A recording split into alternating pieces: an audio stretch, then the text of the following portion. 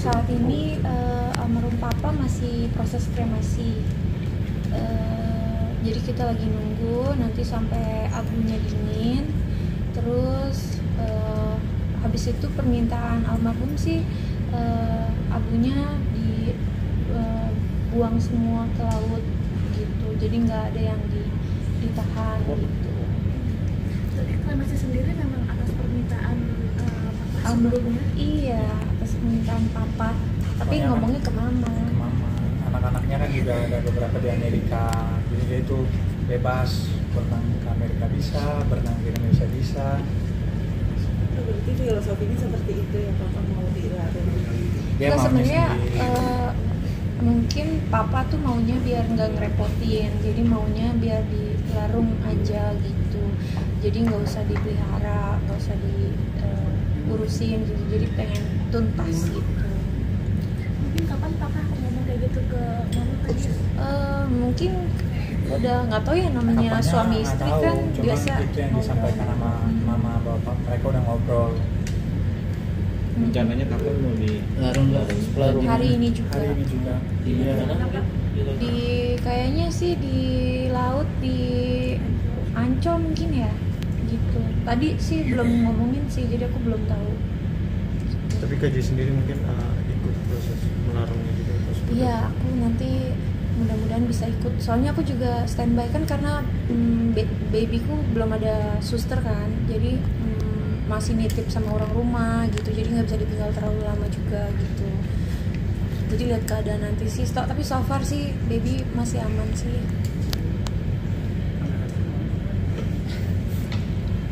Kak Jidan tadi bisa mengantarkan ke kremasi seperti apa? Kencengan dikit mas. Iya. Saat mengantarkan ayah tadi ke tempat Krematorium. Seperti apa? Kalau aku sih bisa dibilang lega ya. Soalnya sebenarnya aku kasihan lihat papa tuh sakitnya memang udah lama.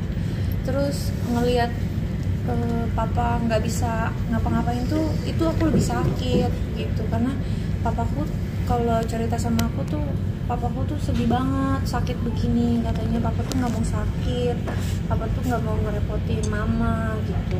Papa tuh maunya udah kalau emang daripada sakit-sakit begini tuh pengennya udah mau mati aja, mau udahan gitu.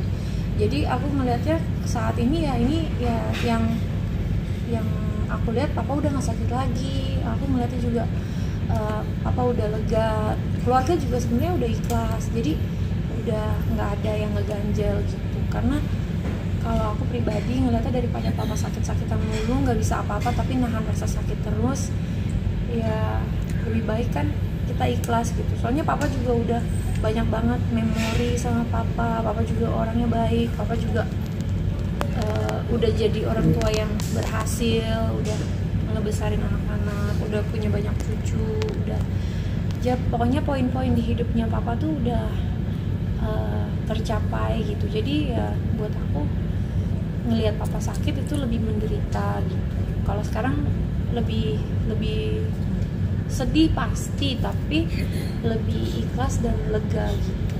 Tapi pesan apa yang kalau kamu ingat nih, kalau diingatkan almarhum bapak buat kamu dan makin sendiri apa sih?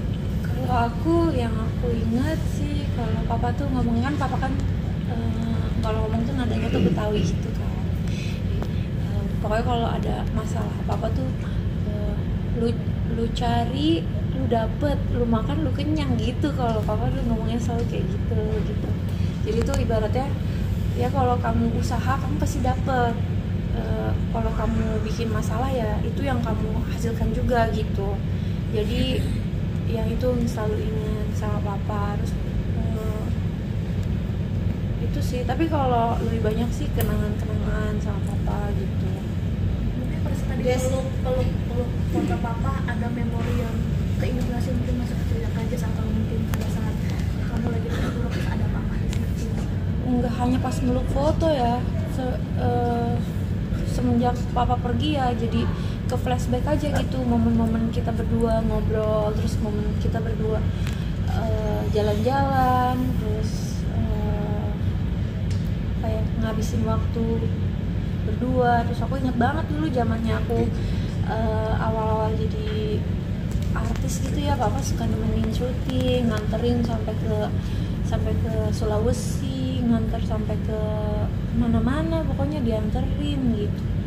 Jadi aku selalu ingatnya tuh kesan papa tuh selalu baik di mata aku gitu, karena papa tuh kasih sayang buat aku tuh kayak luar biasa banget gitu. Kayak indah lah pokoknya kenangannya gitu. Tadi kembali ke kremasi, mungkin awal melihat kremasi ini pesan buat kalian keluarga, dan bagaimana reaksi dari Nabi sendiri melihat dari apa namanya dibakar ini seperti apa gitu, dan mama sendiri bagaimana sendiri? Kalau kita sih ngeliat kremasi, ya mungkin udah ada beberapa keluarga juga atau kerabat yang dikremasi, jadi udah pernah lihat. Cuma kan kita ngeliatnya cuma sebatas pintu aja ya. Kremasi di dalamnya pas pembakaran di ovennya juga kan kita nggak lihat gitu. Kalau aku sih ngelihatnya ya. Jadi lega sih, maksudnya ini udah mau hampir selesai, di mana papa itu udah bisa dengan lancar ke surga. Jadi kalau terlalu lama kan kita juga pasti rasanya kan kesian lihat papa di situ. Maksudnya biar tuntas semuanya, biar papa juga lega, biar papa juga tenang, dan juga dari keluarga besarnya Jess, anak-anaknya, mama juga, semua juga jadi tenang. Jadi ya untungnya semuanya juga udah ikhlas. Jadi untuk menjalani prosesnya ya, karena ini finalnya ya memang sedih, tapi kalau kita lihat at the bigger picture memang boleh bilang udah one step ahead untuk kelancaran perjalanan papa ke surga sih. Berarti tapi masih ada keinginan untuk menyimpan abunya nggak sih? Karena kan dia sendiri bilangnya untuk semua dilepaskan ya. Mungkin ada keinginan sendiri. Enggak sih, kalau aku lebih menuruti keinginan papa aja. Kalau papa maunya disimpan, kita simpan. Kalau misalnya maunya ditabur, ya kita tabur gitu. Tapi dari gadis ada mungkin ada sedikit abunya yang kan misalnya ada dipajang kalung atau pakai apa itu. Papa mintanya semuanya ditabur, jadi semuanya kita juga tabur. Buat kehormatan dia sih. Kak Jess tadi juga melihat ibu kan, mama lagi sedih banget gitu, gimana menguatkan? Kalau mama ya, kalau menurut aku sih namanya seorang istri ya udah menikah berpuluh-puluh tahun, jika ditinggalkan sih wajar lah sedih. Justru kalau nggak sedih malah aneh kan. Tapi kalau buat aku ya, mama mau sedih boleh, mama nggak sedih juga boleh, mama mau nangis boleh. Aku cuma bisa dampingin aja, terus sama menguatkan gitu. Tapi kalau buat aku sih ngelihat mama cukup tegar ya sejauh ini gitu. Aku juga coba untuk selalu ajak bercanda supaya nggak terngiang-ngiang terlalu gimana gitu. Tapi aku lihat mama sih udah bisa nerima gitu, karena ya mungkin mama kan selama ini juga ngurusin papa kan. Jadi mama yang emang tahu banget gitu papa maunya apa, papa maunya gimana, terus papanya menderitanya seperti apa gitu. Mama yang udah hatam banget lah ngeliatin papanya gitu. Jadi aku sih ngeliatnya mama dan anak-anak yang lainnya juga udah ikhlas gitu. Udah oke lah gitu, maksudnya papa pergi juga punya banyak kenangan buat kita gitu. Mungkin boleh dikasih tahu aja nggak sih papa sakitnya apa dan sudah berapa lama sih? Kalau sakitnya itu dari umur 40-an, itu sebenarnya dimulai dari diabetes. Diabetesnya itu udah menjalar ke jantung, paru-paru, karena merokok juga, terus suka makan makanan manis juga, mungkin ada keturunan diabetes juga gitu. Terus dari jantung, terus ke darah tinggi, kolesterol, terus lanjut lagi ke stroke, terus yang baru-baru ini kemarin batu ginjal, terus kemarin pas pulang dari Malaysia berobat ternyata di empedunya juga ada batu, terus di paru-parunya ada cairan, terus ada tersumbat juga di belakang otak gitu, makanya stroke. Terus ya memang sakitnya udah banyak, udah menjalar kemana-mana. Terus prostat juga kan terakhir ini, jadi emang udah banyak banget sakitnya, kasihan gitu. Tapi melihat perjuangan mama yang menemani papa di saat sakit, gimana sih saja kita mama sebagai seorang istri? Iya, itu panutan banget sih, contoh gitu dimana seorang istri benar-benar berjuang. Aku tahu kan papa juga badannya kan gede banget, mama kecil gitu, jadi mama tuh selalu bopong papa ke kamar mandi, ke depan, ke ranjang segala macem. Jadi mama tuh benar-benar sosok orang yang kuat, yang jadi panutan aku banget gitu, gimana seorang istri itu benar-benar mencintai, merawat sampai akhir nafas papa kan. Jadi mama tuh ya luar biasa banget lah. Soalnya aku tuh selalu bilang sama mama, kalau nggak kuat kasih tahu gitu. Aku tuh udah beberapa kali nawarin biar dibantu sama perawat gitu yang bisa bantuin papa gitu. Tapi mama bilang enggak, mama masih bisa gitu. Jadi mama sampai terakhir juga kita tuh sebagai anak-anaknya udah ayo kita cari aja perawat, udah biarin kalau mama nggak mau nggak apa-apa, biarin, tapi yang penting ada yang bantuin papa gitu. Tapi sebelum terakhir ya udah papa udah keburu pergi duluan gitu. Tapi emang mamanya sendiri terlalu strong sih, memang wanita strong gitu. Sebelumnya meninggalkan keluarga kita sedang berbahagia kan ya.